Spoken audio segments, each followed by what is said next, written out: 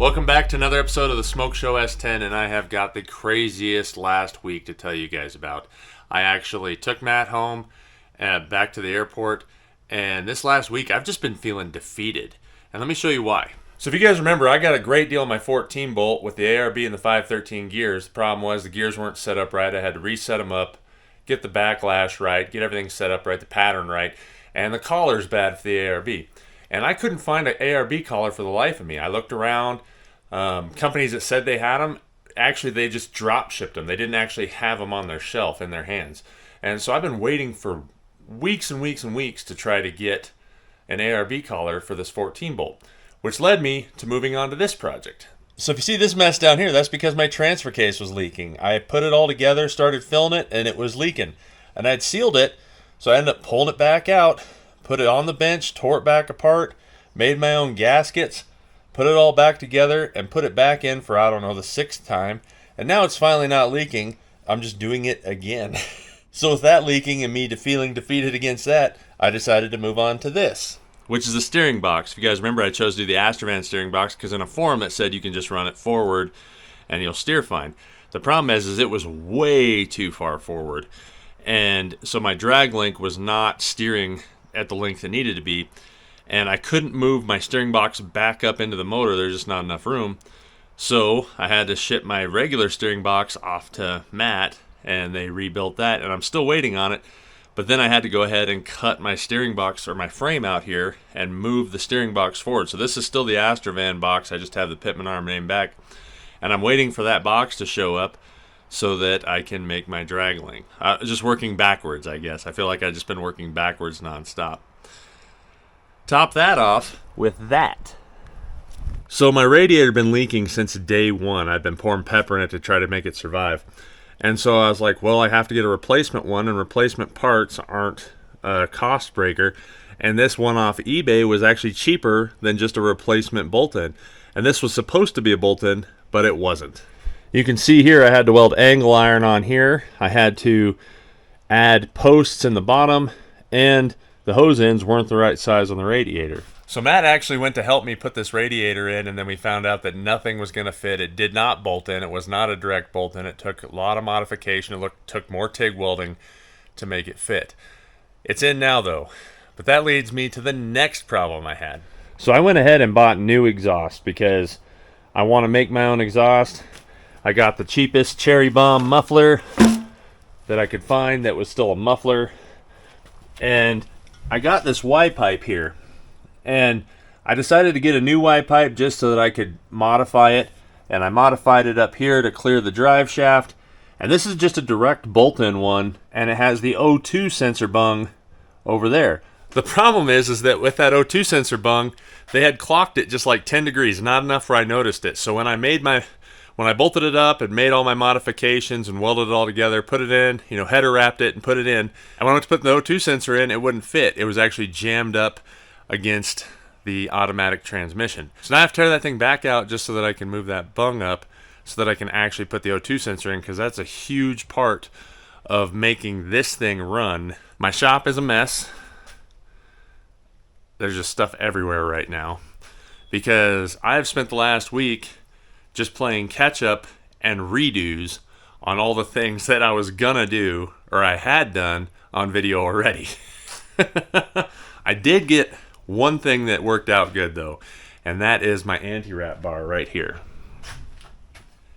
And I had the opportunity to actually finally use my swag dimple dies that I've been sitting on for a while, so that worked out really well.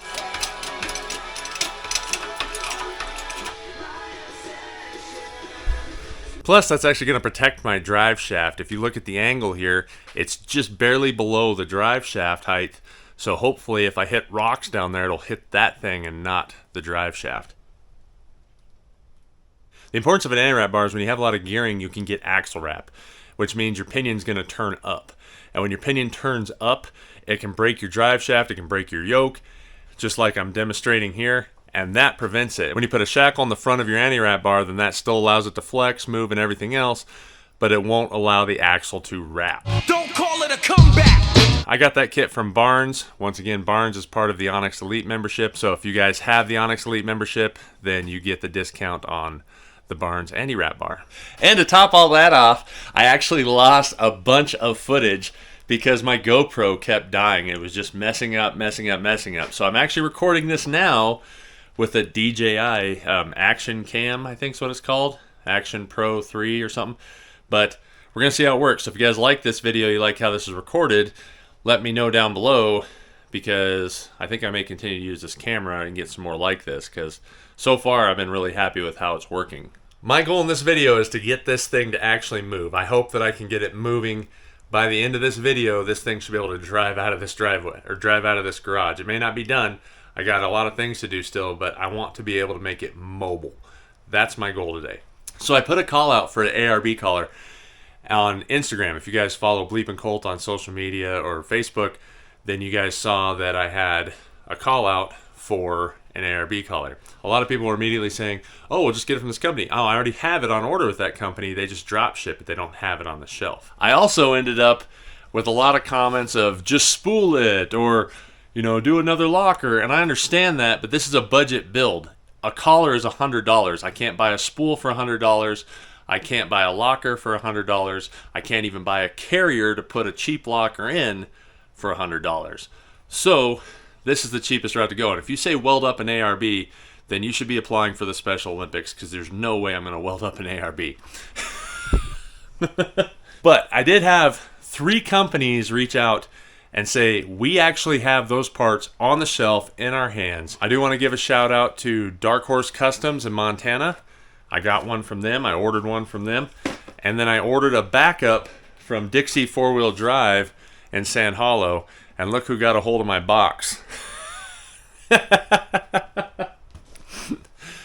So I have one, I have a backup. That's all I wanted. The last company that reached out was East Coast Gear and Supply. They actually keep ARB collars on the shelf as well. So if you guys are looking for a company that keeps stuff on the shelf, those 3 companies may be the companies you want to call first. I'll be honest with you guys, I haven't called 4 Parts. I mean, I used to work for them 20 years ago, and they used to keep everything, and they're like, yeah, we don't have that anywhere. It's like, you guys don't even, like, they're just drop shipping a lot of stuff too. So it's really unfortunate that so many companies are going to drop ship. I understand it, but I want to support the companies that are willing to take the risk to actually keep the parts on the shelf. So mission for today, let's get this ARB collar in, let's get this exhaust off, and let's modify that O2 sensor blung.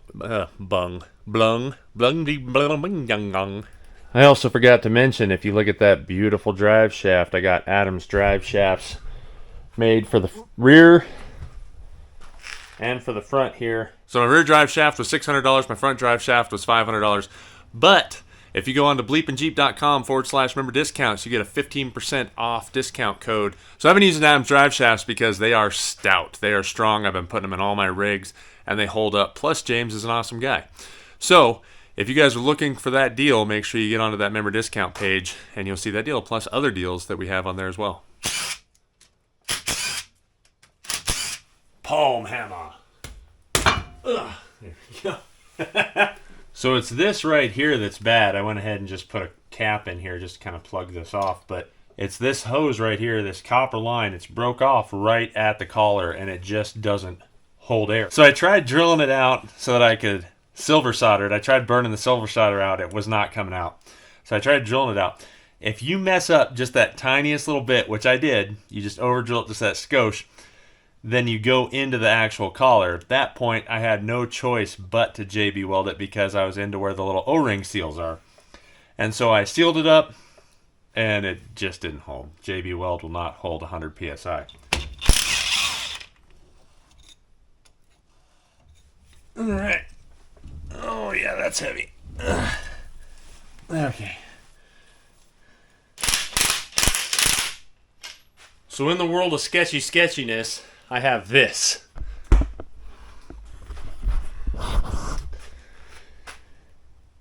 There's no good way to get underneath here. As you can see, there's just barely a little lip on that ARB collar. So I cinched this up as good as I could, and then I'm going to take these bolts and I'm going to put a washer here and a washer here, and then try to push off of the stud bolt to pull this thing up, because you can't get a clamp on that. There's no way to get a clamshell clamp on that.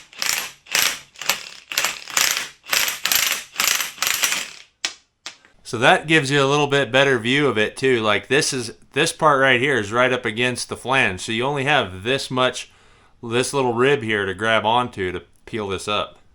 If you've never seen it before, right there's this tiny little porthole. That is actually what actuates your locker. So the air goes in there, it actually pushes a plunger which pushes the gears together and forces it to be a locker. So that air goes right in between these two O-rings, and that's what pushes in there and then pushes the air through. So if these O-rings are bad, it won't work. If this collar's broke off right there at the copper line, it won't work. There's a lot of moving parts in an air locker, but it is nice. Ultimately, it is a really nice feature to have to be able to steer better, especially as long as this is. I can turn that locker off and I'm going to be able to steer a lot sharper in the front.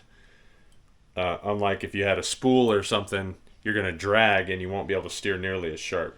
One of the things to note with most 14 bolts is you can see that the bearing actually sits above the race.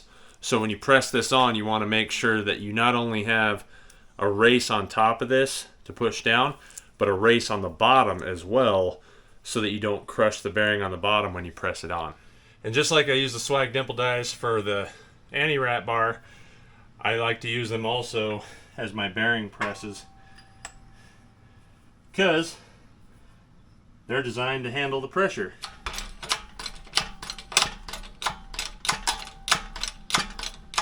Keeping the spirit of the 90s, I did a little arts and crafts with this crane diff cover that was already green.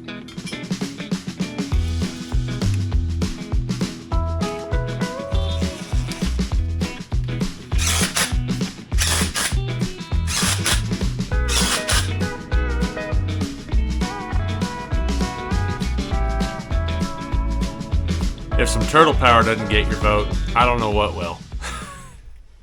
My old steering box showed back up. If you know anybody in need of an Astrovan steering box that's ported, that has their front end stretched way out there, give me a call. I'll sell this to you. Make some money back into the build.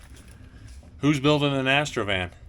I also got rid of the rag joint, cut it off right there, and then just made sure I had enough of the Cherokee here to extend it out. So I had to extend that steering shaft because I moved the steering box forward to match the distance that I moved the axle forward. And I had to put the steering box just a little bit farther forward because I'm running that Wagoneer Pitman arm, which is longer and flat.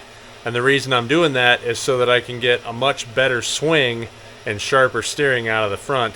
So I'll make sure to use all the 8 inches of the stroke of that hydro ram. So this is the part that we were talking about in the last video, but I don't know if Matt explained it just quite right. So if you use your BleepinJeep alignment tool, you can put your string line across. You take your square and you square it up. Now we know the axle is exactly true going forward. Then you want to go in here to your steering wheel, make sure your steering wheel's straight, and make sure that your Pitman arm is centered left to right of where it's going to steer. That's how you can get your measurement, and then you got a perfect alignment to measure your drag link that goes from your steering box up here down to your axle. Because if your steering was crooked, or your axle is turned a little bit, now your drag link's off, and when you go to straighten your steering wheel out, you may not have enough threads. Or you'll have to get a hold of Barnes and buy their Mega Longheims to fix it. Smoking. So we got the steering in, got the hoses hooked up. I zip tied them back and they're back out of the way. There's plenty of room for droop, so the hoses won't be out front here to get hit by any rocks. This is a trans cooler mount I made too. I just got a cheap eBay cooler here, but because I did use that tranny cooler, I hooked the transmission lines to that. And I used big 10 AN fittings on it. That's what I got with the eBay kit. So it holds a lot of fluid in that cooler, probably a couple quarts. So where the tranny cooler lines are on the radiator, I did the same thing that I've done before, where I hooked my power steering cooler returns over to that and then back to it so it'll cool off of the radiator, which will run a little bit cooler than the motor temp anyway, because the radiator's always running a little bit cooler and those are big fans on there. So hopefully it'll work good. So Matt and I had gotten a little ahead of ourselves putting the tires on there, but we just wanted to see what it looked like. I mean, I wanted to see what it looked like myself, and that's why I threw them on there. But now it is time to actually put them on, hopefully for the last time.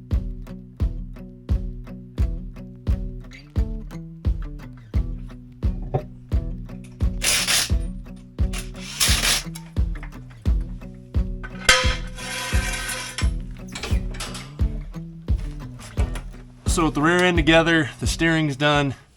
Now it's time to pull this exhaust out for whatever time so that I can fix this brand new, not welded in the right spot bung.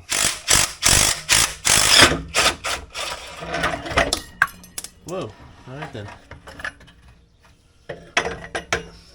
So you can see right here, this thing's just like 10 degrees out of where it needs to be. So I'm going to have to unwrap everything I did here and turn this. And it was just enough where I didn't notice it, but it is what it is, I guess. Also, this is leftover header wrap from the Cherokee Rat's Nest. And then this was some leftover header wrap when I put new headers on our JK. Not doing it right if you're not doing it twice. That's been my whole motive for this last week. I got these from Napa. They were about $4 a piece. I just got a couple of them so I could have one for a spare for if I ever need one on a rainy day. But this is just an O2 sensor weld-in bung, basically. And I can set this wherever I want. That's probably going to be easier than cutting this one out.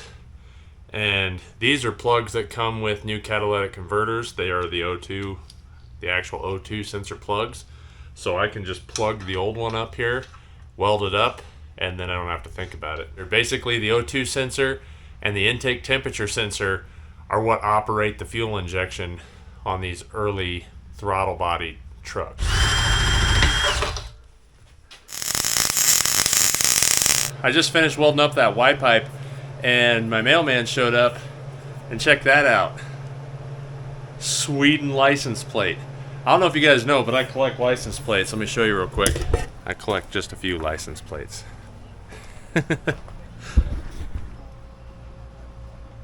Stoked on that. Super stoked. So I got the Y pipe done. I got the bung welded in, and I went ahead and re-header wrapped it. I also welded a flange on there that I can rotate, and I burned my arm right there on it while I was wrapping it because I was not patient. I went ahead and welded this one on as well. I haven't welded the exhaust on yet, or the muffler I mean, because I don't know which way I want to, if I need to just tweak it just a little bit when I weld it in. But so that's hotter than snot. This is still cooling and drying right now, but I did spray it, so hopefully it'll hold up. I opened up my port for the new O2 spot. So while that's cooling, because that's going to be the start of my exhaust, I really can't do anything else. So I'm going to go ahead and go inside and eat lunch while those two things are cooling off.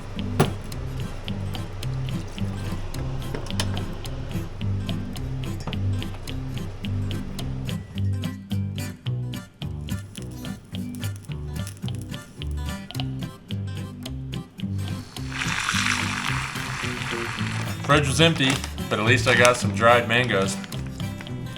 So good. All gone. Time to get back to work. One of the things I like to do if I'm going to change out a Y pipe on the exhaust or get all the way down to the manifold or header is make sure that the header studs are good, or that the manifold studs are good, whichever ones you got. And also I'll go ahead and anti-seize, that's why it's on my finger there, because that stuff gets everywhere. But I'll anti-seize those studs before I put the nuts back on, and that's going to help if you ever have to pull back off down the road. You know, I may just be doing it for the next guy, I don't know, but at least it'll be easier. So you don't really have to header wrap your exhaust if you don't want to. It's not really a do or die thing, but the reason I did is because I've ran this thing so tight against this transmission pan because I needed room for my drive shaft to come through here. This thing normally sits way lower and then drops underneath where your drive shaft is. It sat above it because your drive shaft never moved in an independent suspension. Because I chose to go affordable, Cherry bomb.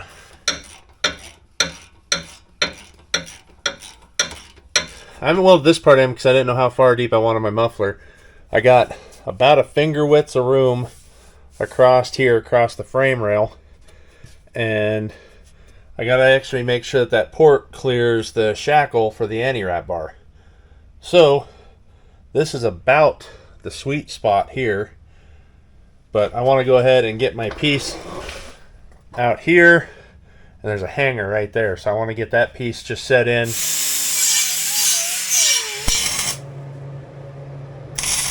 Now that I got that tacked in, I can go ahead and do my hanger real quick, and then I'll be able to actually continue making my little pieces, get everything tacked, and then I can pull this one whole deal out as one unit off that clamp, weld it all up, and then I'll probably even header wrap this thing at least up to the cab here, just because there's no heat shield or nothing. Original hanger is actually going to work here. Basically right there hanging already from it. So that's a win.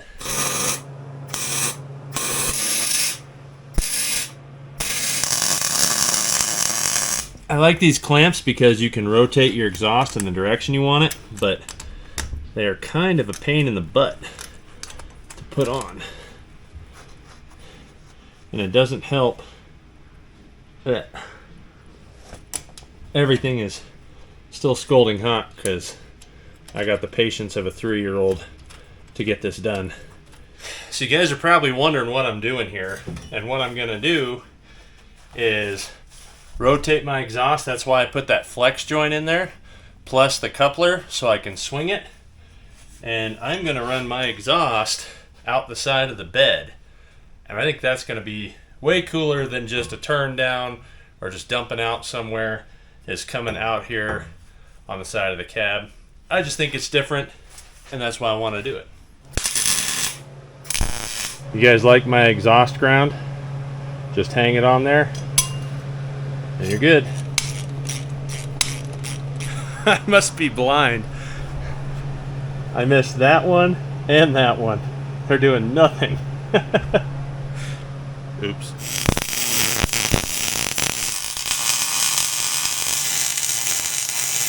So exhaust pipe is aluminized, which will help prevent rust. But where you weld, it is going to rust because your welding wire isn't rust proof. It's going to rust there. So what I like to do is clean up all those spots and then hit it with a little bit of clear engine enamel. And then that way it's going to help prevent that rust before I go ahead and wrap it up.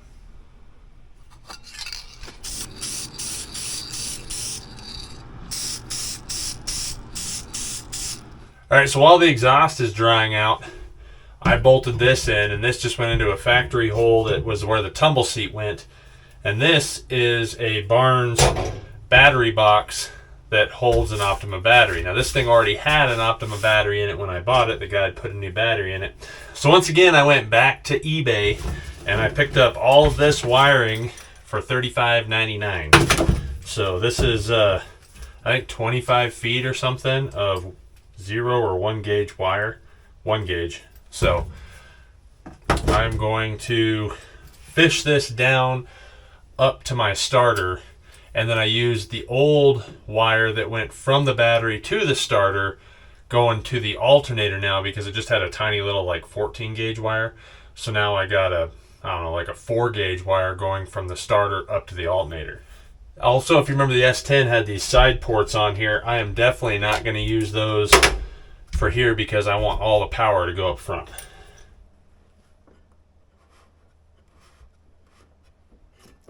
So because the stud is small, I actually used a number 2 spade. I was able to slide it on there and then pinch it down with my fancy little crimp tool. But I am going to go ahead and put some heat shrink on there so that it doesn't have any accidents. I tell you what, everything on this S10 is so tough to get to up in this engine bay that I couldn't even imagine still having the metal inner fender liners and all the independent suspension. I would never want to work on this thing. Like, if you got an S10, cut it off, put a solid axle on it. Just do it right away, because if you want to keep it and work on it, Don't keep all that stuff.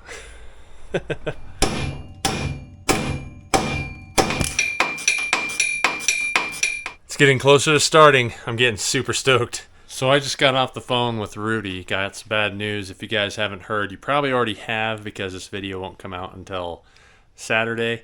But Holly was out at the UTV takeover.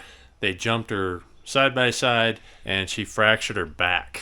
So she's back home now. She's doing okay, but she's in a lot of pain. She's going to be in a back brace. She's not going to be able to commit to staying with this. She can't pick anything up, I think over 3 pounds. So I'm going to leave a link to her GoFundMe. I know she's going to have some serious medical bills. And if you guys want to just keep her in your prayers, I'd appreciate it. With that being said, I think Rudy is going to bring his girlfriend Janelle, and she's going to be his helping hand to get a lot of this stuff done. Now that I've made a few phone calls and got everything figured out, I need to put this front drive shaft in now that we got the exhaust up. So let's do that. So when you're measuring drive shafts, I like to set the yokes sideways like this, horizontally, and then I measure from the front, basically the face of that yoke to the face of the yoke, which would be center U-joint to center U-joint. Then that's what I call and give my numbers is, hey, I need this length of drive shaft, center U-joint, center U-joint. 9/16 wrench, where did you go?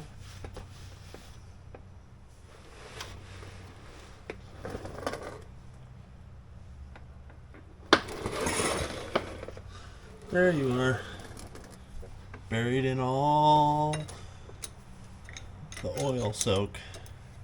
I can't tell you how excited I am to get this thing mobile, just to even get it to start. And haven't started it since I brought it in here and started cutting it up. And to be able to open up my garage so that I can actually clean this thing out. You know, when you've had a vehicle parked in your garage for so long, things just get dirty and you just can't get it clean. So it'd be nice to get it out for a little bit. I thought about rolling it out, but man, my garage is kind of on a hill, and I know I couldn't push this thing back in here by myself. So I've been out here since first thing in the morning. I know it still looks bright out, but it is 8 o'clock at night, and I'm calling it a day today. I've done a lot today. We got the air locker in, whatever, I don't even know at this point. I am out of exhaust wrap, and I do want to wrap my muffler. I only have this much left of what was left of my used exhaust wrap. So first thing in the morning, I'm going to run and grab that. We'll get that on, and then we'll hook the battery cables up, and let's start this thing. Yeah, so see you guys in the morning, just like that. And it's a new day. I went to my hardware store to get a few parts, and I had a $5 coupon, but they wouldn't let me buy it at $25.39 because that was with tax. So I put this little 5/16 nut driver on there that was like $2.80, and then my total after tax was $23. So I don't know why they wouldn't have just given me the discount to start. But either way, you guys ever lose these things, these little 5/16 nut drivers? Like, I swear these things are... I think that I lose these more than I lose 10mm sockets. I don't know about you guys. I even have a nice, like, holding cell for them, but I always lose the 5/16 ones. Anyway, what I actually needed was wire clamps. So I got some wire clamps to hold down my battery cables. And this is dry now, so we can go ahead and put it on. Now we have green, orange, and brown for our header wrap.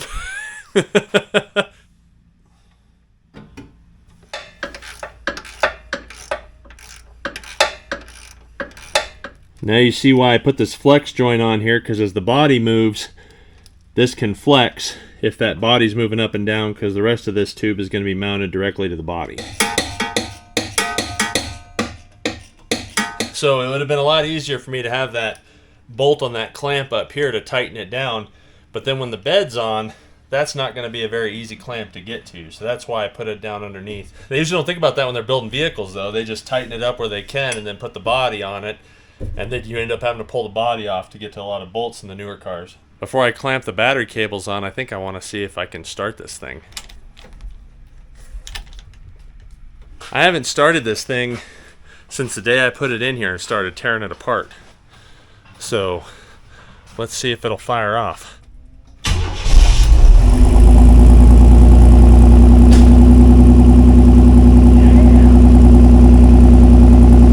Yes!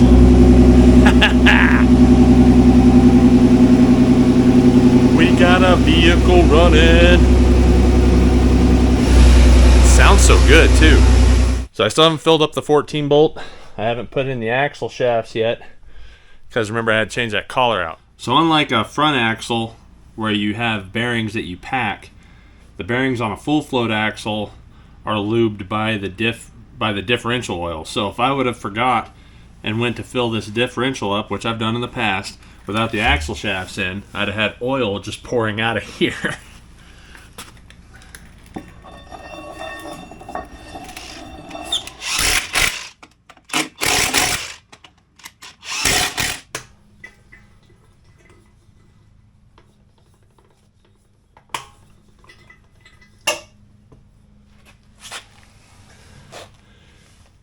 Now with a full float axle, like I said, the hubs get filled with oil. So it's a good practice when you fill up your differential to go ahead and jack up each side to get oil down into those hubs before you go for a drive. So for this battery cable, I'm going to keep it kind of simple. I am just going to mount these on like that, drill a hole about there, and just go down the frame with these brackets just kind of holding the battery cable up and out of harm's way. Keeping it on this side of the frame will keep it clear of getting hot from the exhaust, even though I wrapped the exhaust. But keeping it up high will keep it out of the way of the rocks. Rocks are going to hit the frame, or they're going to hit this rock slider. And I'll probably add more tubes in here as well to support this thing. This was just temporary, but it may end up being a permanentary rock slider. And if you're ever looking for cheap bolts, especially in the smaller sizes, go to like your local Tractor Supply. You can get a bucket of these for a couple of dollars per pound. Now we just got to continue that down the frame. We'll be good.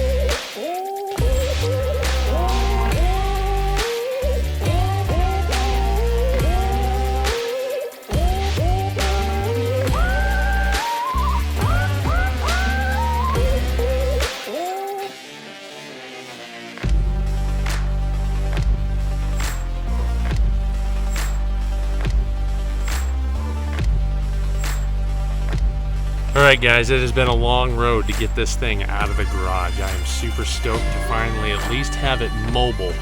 It runs, it drives, it steers, it stops. I still got a long road ahead of me. I still got to do bed work, we got to do cage work, bumpers, and all the stuff. But we're getting closer every day. So I appreciate you watching. If you guys like this video, check these out. Oh, what a mess.